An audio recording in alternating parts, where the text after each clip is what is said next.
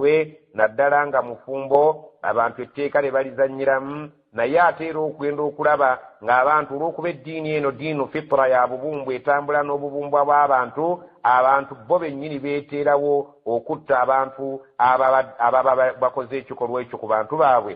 Omusajja omusanga nga yatemyetemye mukazi we, omusajja omusanga nga yatemye omusajja munne yamwagalidde omukazi, era nga Allah subhanahu wa ta'ala ataakola nsobi mu tteeka ly'okutta omuntu afaanana atyo, ekintu ekyo abantu bakyeteeramu mu bulamu bwabwe obwa bulijjo ne basobola okutambula nga Allah subhanahu wa ta'ala bwe yali ayagala abeere ng'ekintu ekyo kitambula. Wadde nga gw'onoobeera oleese etteeka eddala, naye Allah subhanahu wa ta'ala kiyakola kyekitambula n'embeera y'obutonde bw'abantu, kyava agamba nti hakiimun yetakola nsobi. Era kyova olaba nga abantu bonna olwaleero bwe yagamba nti mutayirire, abantu olwaleero batandise okusala olw'okubanga hakiimun yetakola nsobi.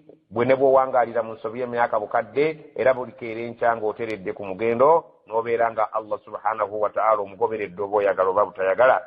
وإن طائفتان من المؤمنين اقتتلوا فأصلحوا بينهما فإن بغت إحداهما على الأخرى فقاتلوا التي تبغي حتى تفيء إلى أمر الله فإن فاءت فأصلحوا بينهما بالعدل وأقسطوا إن الله يحب المقسطين إنما المؤمنون إخوة.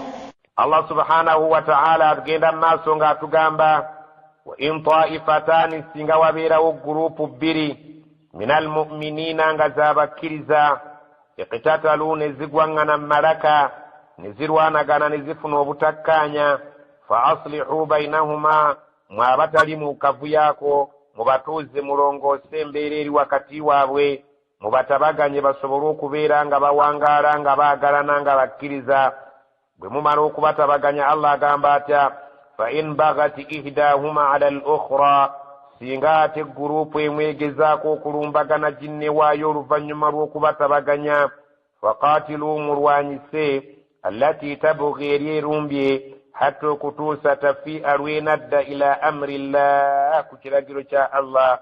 Fa in fa'ati, singa ate ebanga ekomyewo gurupu eri neyeemenya n'ekomawo, fa aslihu bainahuma bil'adili, olwaleero ate mutabaganye wakati w'abantu abo n'obwenkanya. Oba oliawo ng'ekyabaleetedde okulumba ate omulundi ogwokubiri waabaddewo embeera etali ya bwenkanya, olwaleero mubeere nga mufuba nnyo okuteekawo obwenkanya, emirembe gibeere nga gitojjera. Wa aksitu, mubeere abenkanya nnyo, mwegendereze ku mulundi guno ogwokubiri, obwenkanya bubeere nga bwe buli mu maaso. Inna Allaha yuhibbu al-muqsitin, Allah ayagala nnyo abantu abatambuza, abantu abalamula mu bwenkanya, abantu abalamula bannaabwe nga balamula mu bwenkanya. Allah subhanahu wa ta'ala abaagala nnyo. Ekitegeeza nti singa tutabaganya abasiraamu ababadde batakkaanya, ayi ne twezuula nga bwe tumaze okubeera nga tubatabaganya ate bazzeemu okubeera nga batinkuuka, Allah subhanahu wa ta'ala atugamba nti ddira gurupu eri erumbye mugikomyewo ku mateeka ga Allah, ku lw'okubanga ate kirabika ku mulundi guno erina okuddamu okutuula tukkaanye. Naye abagenda okubatabaganya olwaleero mwekwate nnyo ku bwenkanya, oba oliawo ekigireetedde obutaba bumativu eddeyo erumbe waabaddewo okwekubiira. Inna Allaha yuhibbu al-muqsitin, Allah ayagala nnyo abenkanya. إنما المؤمنون إخوة فأصلحوا بين أخويكم واتقوا الله لعلكم ترحمون. إنما المؤمنون إخوة مزمدل أبكرز باندهم باندا ينكلاما أبكرز بالغاندا بلووبو مسانز منسجالي. إنما المؤمنون إخوة أبكرز بانتو بالغاندا فأصلحوا متبغنيانغا بين أخويكم wakati w'abaganda bammwe abasowaganye. Singa mubasanganga nga waliwo obutakkaanya, waliwo okutuula abooluganda olwo babeere nga batuuka ku kukkaanya. Wattaqullaha, muti Allah abakkiriza muleke okubeera nga mweyuzaayuza. La'allakum turhamun, musobole okutuuka eri Allah nga ajja kubasaasira musobole okufuna okusaasirwa kwa Allah.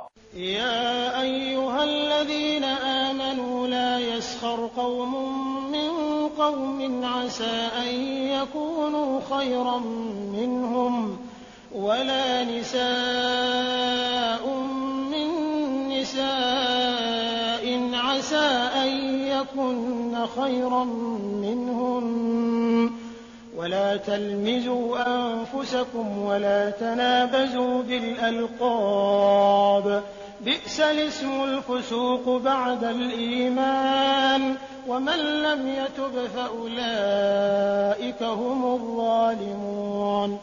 يا أيها الذين آمنوا أبانجي mwabakiriza Allah subhanahu wa ta'ala agenda okukubuulira ezimu ku mbeera ezireta obutabanguko wakati w'abantu era agenda okuzifuulira ddala ezitakkirizibwa kulabika wakati w'abasiraamu kikulwanga zizireetera abasiraamu okubeera nga basowagana. Kati Allah subhanahu wa ta'ala zinogera eddagala tusobole okutambula nga ffenna tuli baluganda.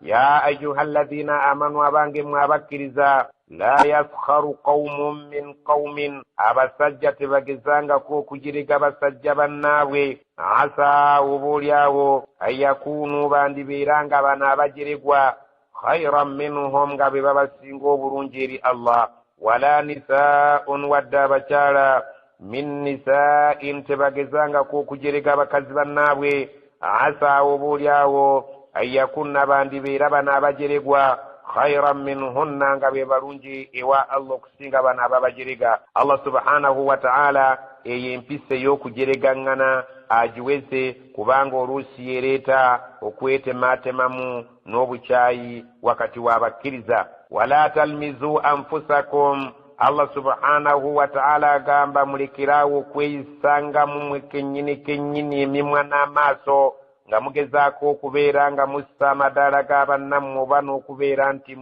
temubalabawo. Allah subhanahu wa ta'ala ekyo nakyakiweze. wala talmizu anfusakum mulekenga okweyisaamu amaaso n'emimwa nga mwejerega. wala tanabazu bil alqaabi mulekerenga okwepaatiikangako ebinnya ebitali birungi. bi'sa lismul fusuuku liba binnya erinnya ekyamu okuliyita munno baada al-iman oluvanyuma lw'okumukakasa nti musajja yakkiriza Allah subhanahu wa ta'ala. Allah agamba bi'sa lismul fusuuku baada al-iman linnya binnya ery'obwonoonefu oddikaza ku munno oluvanyuma lw'okubeera ng'omumanyi nti mukkiriza eri Allah wabbeeyi. waman lam yatubu omuntu alifa nga teyeenenyeza ku byonna bye twogedde fa ulaika humu zalimun abo nno be balyaza amaanyi abannamaddala. obanga embeera eyo obadde ogiyina ey'okuyisa mu banne emimwa n'amaaso ey'okubapaatiikako ebinnya ebibi nga ddala mu butuufu tebabyagala ey'abakyala okubeera nga bageya bakyala bannaabwe n'okubavvoola n'okubayisaamu amaaso n'abasajja batyo Allah agambye osaanye weenenye kubanga bw'olituuka mu maaso ga Allah nga teweenenye ezimu ku mbeera ezo olibeera faulaika humu zalimuuna abo balibeera balyaza amaanyi. bali bwe mwalyaza amaanya bagenda mu maaso ga Allah babeere nga basaba abajjeko obulyaza amaanyi bwe waabatuusaako kirikendeeza oba olyawo emirimu gyammwe.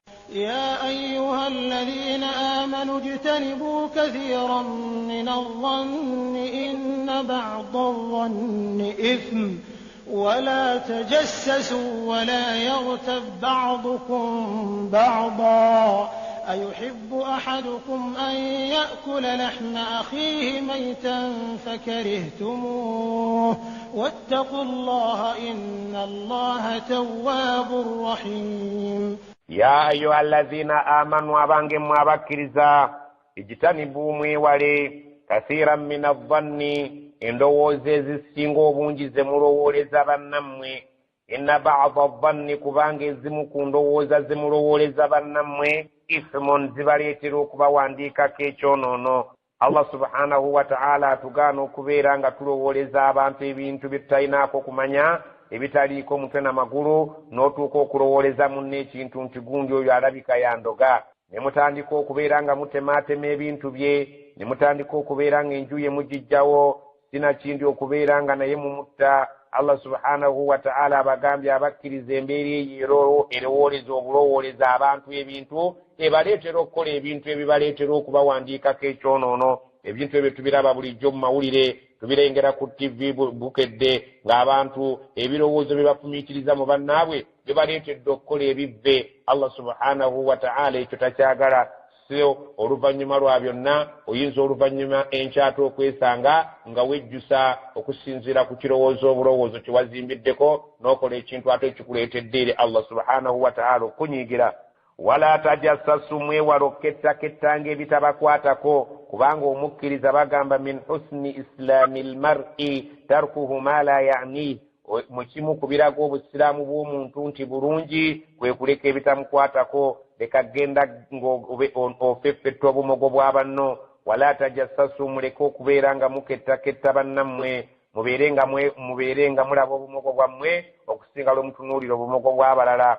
Wala yaghtab ba'dukum ba'da, mulekerenga awo abamu okugenda nga mugeya bannammwe. Omuntu n'obeera ng'omugeya ng'agenda okukola ate n'omugeya ng'akomawo, n'omugeya nga yeebase, n'omugeya ng'alima. Mulekeraawo okugeya bannammwe. Ayuhibbu ahadukum, yalyetaaza omukummwe ayakula okulya lahma ennyama akhihi ya muganda we mayitan ng'afudde fakarihtumuhu, kale mukitamwe. Amakulu nti waliwo eyalyetaaza okulya ennyama ya muganda we ng'afudde. Bwa musiraamu bw'aba muganda wo walyetaaza okulya ennyama ye ng'afudde, amakulu nti tekyalibadde kirungi. Ansi eri mu giraasi nti tewali muntu yenna yalyetaaze kulya ennyama ya muganda we ng'afudde. Kale Allah subhanahu wa ta'ala ekyo kyava akifaananyiriza nti muganda wo bw'aba taliiwo n'omala omugeya obanga alidde ennyama ye ng'afudde, kale nga bw'otayagala kulya ennyama ye ng'afudde fakarihtumuhu, na kino mubeere nga mukitamwa ekyokubeera nga mubateeka mmemwa gyammwe nga tebaliiwo, mubanga abatadde ennyama yaabwe mu kamwa kammwe. Fakarihtumuhu, empisa eyo mugikyawe ey'okugeya bannammwe nga tebaliiwo, kubanga naawe nga bageyezza era owulira nga ddala mu butuufu kikkosezza. Wattaqullaha, mutye Allah, inna Allah, mazima Allah tawwabun, akkiriza abeenenya. Singa obadde ogwa mu kiti ekyo, dda mangu eri Allah weenenya embeera eyo, ajja kukkiriza okwenenyakwo. Rahimun, ate musaasiza oluvannyuma lw'okubeera nti akkiriza okwenenya akajja kukusonyiwa ate akusaasire. يا أيها الناس إنا خلقناكم من ذكر وأنثى وجعلناكم شعوبا وقبائل لتعارفوا إن أكرمكم عند الله أتقاكم إن الله عليم خبير. يا أيها الناس أبانجم وأبانتو إنا مزمف خلقناكم فتوى بطوندا nga muvaawa min dhakarin, nga muva mu kisajja, wa untha, ne mu kikyala. Mwabaliwo olwaleero mwatondebwa nga muva mu mukazi ne muva ne mu musajja. Waja'alnakum, bwe twamala okubeera nti tubatonze ne tubateekerawo shu'uban, amawanga, wa qabailan, n'ebika. Allah subhanahu wa ta'ala n'atuteerawo ebika, n'atuteerawo n'amawanga, nga gw'oli muganda, ono munyolo, ono mutooro, ono waawa. Allah n'atuteeramu amawanga, n'atuteeramu ebika mu nsi muno, litaarafu, tusobole okumanyagana obulungi. Inna akramakum inda Allah, naye nga mukitwale nti abasinga ekitiibwa ewa Allah tetusinziira ku ggwanga lye, tetusinziira ku kika kye, nedda abasinga ekitiibwa eri Allah subhanahu wa ta'ala mwenna mu kutwalira wamu. Atqakum, yoyo abasinga okumutya. Kabeerenge mu nsi wano nga wa mu ggwanga lya wansi, oba kabeerenge ekika kye kya wansi, naye ng'abeera ate Allah ewa Allah yabasinga ekitiibwa. Inna Allah, mazima Allah, alimun, amanyi nnyo, khabirun, ate mukenkufu. قالت الأعراب آمنا قل لم تؤمنوا ولكن قولوا أسلمنا ولما يدخل الإيمان في قلوبكم وإن تطيعوا الله ورسوله لا يلتكم من أعمالكم شيئا إن الله غفور رحيم. الله سبحانه وتعالى تنمزم آية زنزدرلا. قالت الأعراب أبسجاب ورب بنمرونغ بجير النبي صلى الله عليه وسلم نبغامبا آمنا تفتكر الزوب السلام awatali nsiitaano, awatali kurwana, nga bannaffe abalala bwe bayingira obusiraamu naye nga babuyingidde bamaze kubeera nga balwana n'omubaka. Abawarabu bajja eri nabbi sallallahu alaihi wasallam nga bavudde mu kyalo eyo ewaabwe ne bajja eri nabbi nga bagamba nti ffe tukkiriza obukkiriza obwannamaddala nga twereese ffekka. Hadithi oba sababu nuzul etunyumiza ku nsonga eyo atugamba nti Banu Asad, abasajja aba Banu Asad bajja eri nabbi sallallahu alaihi wasallam nga bazze n'abaana baabwe, bazze ne bakyala baabwe nga basenguse mu kitundu kyabwe, naye nga ddala mu butuufu bajja mu mwaka ogwalimu enjala gw'omuwadde akatebe.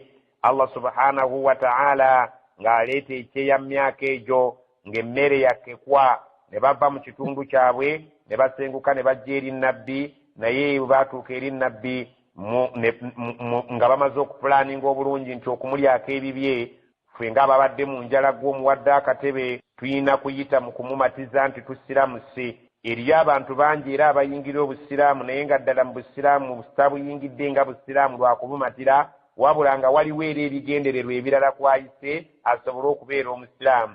Bano enjala yabaleetera obuzibu ne basenguka ewaabwe ne bajja mu kibuga, naye bwe baatuuka mu kibuga ne beesanga nga balina kumatiza nabbi nti ffe tuli basiraamu, abazze nga tuzze n'abaana baffe, abazze nga tuzze ne bakyala baffe, obutafaanaganako n'abali abayingira obusiraamu ng'omaze balwanyisa, obutafaanaganako n'abajja bulijjo nga bazze basajja beerere tebaleese bantu baabwe. Olwaleero ffe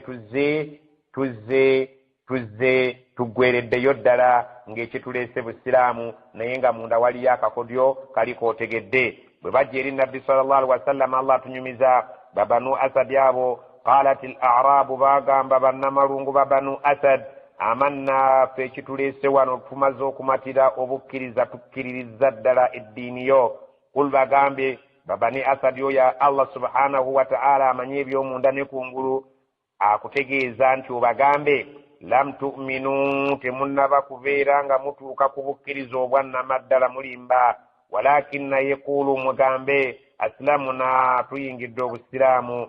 Walamma yadkhulil imanu fi kulubikum, walamma yadkhulil imanu fi kulubikum, ekiyitibwa bukkiriza tekinnaba kubeera nga kiyingira mu mitima gyammwe, naye obusiraamu bwo mugambe nti tubuyingidde, naye obukkiriza tebunnaba kuyingira mu mitima gyammwe obwannamaddala. Allah amanyi ebyamambuulidde. Wa in tutii'u llaha, naye singa munaagondera Allah wa rasulahu n'omubaka we, la yalitikum min a'malikum shay'an, mu mirimu gyammwe gye munagye munaaba mukoze nga mirungi talinaako kaagenda kubakendeezaako n'akamu butaka basasula. Inna Allaha, mazima Allah, ghafurun musonyi, rahimun, ate musaasizi. Bwe munaabanga muwangaalidde mu kibuga wano naffe ne mubeera abasiraamu abalungi ne mukola emirimu gy'obukkiriza, Allah subhanahu wa ta'ala talina kalimu kammwe n'akamu kajja kubakumpanya ku lunaku lw'enkomerero, n'akamu n'akeddagala gyonna ajja basasula musera, naye mukyali ku ddaala lya busiraamu, imaani tennaba kubeera ng'eyingira mu mitima gyammwe.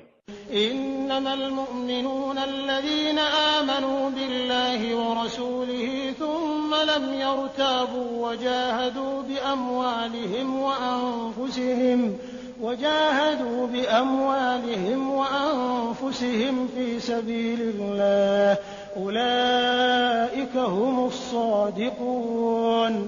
إنما المؤمنون مزنا بكرزا الذين آمنوا بالله بما بكرزا الله ورسوله نمبكوي صلى الله عليه وسلم ثم رفنما لم يرتابوا نبتبير مكبوسا بوسا الله شاسزيونا مبكا وجاهدوا نبصبروا كروانا بأموالهم نسنتزاوي وأنفسهم نميو جاوي نجب جوديو في سبيل الله مكبوليا الله، أولئك هم الصادقون بيبوغرا مزمان تدلا فتولي بكرزا إرانغو بكرزو بلابا نمبيكو روا بيابوي نمبيغامبو بيابوي تبابوسا بوسا mwekyo Allah subhanahu wa ta'ala kyasazeewo n'omubaka we. Kakati ku mulembe guno mu nsangi zino oyinza okwebuuza, tuli basiraamu oba tuli bakkiriza? Eddaala lye tuliko ery'obusiraamu, eddaala lye tuliko ery'obukkiriza litusobozesa okuwaayo ssente zaffe n'emyoyo gyaffe eddiini ya Allah egende mu maaso.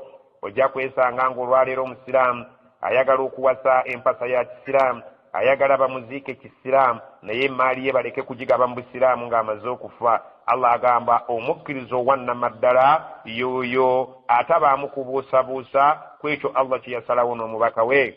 قل أتعلمون الله بدينكم والله يعلم ما في السماوات وما في الأرض والله بكل شيء عليم. قل باgambe atuallimuna Allah bidinikum musazeewo okutegeeza Allah eddiini yammwe mumugambe nti tuli basiraamu nnyo mulowooza Allah tamanyi wallahu ya'lamu nga Allah yamanyi ma fi samawati wa ma fi al-ardi ebiri mu ggulu ne mu nsi wallahu Allah bikulli shay'in alim buli kintu kyonna kimanyi nga teyeetaaga kubuulirwa. yamunnuna alayka an aslamu qul la tamunnu alayya islamakum balillahu yamunnu alaykum an hadakum lil-iman in kuntum sadiqin. yamunnuna alayka bakutijjirako an aslamu nti ddala mu butuufu basiraamu bannamaddala ekibaleese kusiramu kasonga ekawaliyo ekizibu ky'enjala. Qul bagambe la tamunnu alayya islamakum muleke kuntijjizaako busiraamu bwammwe balillahu yamunnu alaykum songa ate Allah yalisaanidde era yalibadde omutuufu okubeera nga yeenyumiririza mu ky'obusiraamu bwammwe kubanga an hadakum lil imaani yabalungamizza ne musobola okulaba obukkiriza in kuntum sadiqin bwe mubanga bye mwogera ge mazima. Allah yalibadde omutuufu okwenyumiikiririza mu bukkiriza bwammwe kubanga yabalaze ekitangaala so si mmwe kujja ne mubeera nga muntijjirako nga bwe musiramuse ne mubeera nga mundaga nga bwe muli ab'ekitalo temufaananye ne bannammwe abalala abayingira obusiraamu nga bamaze kulwanyisa mbaka. inna allaha ya'lamu ghayba as-samawati wal ard wallahu basirun bima ta'malun. inna allaha mazima Allah ya'lamu amanyi ghayba as-samawati wal ard ebyekwese mu ggulu ne mu nsi wallahu basirun bima ta'malun. Allah byonna bye mukola abiraba bulungi teyeetaaga kubuulirwa. wa sallallahu ala sayyidina Muhammad wa ala alihi wa ashabihi wa sallim.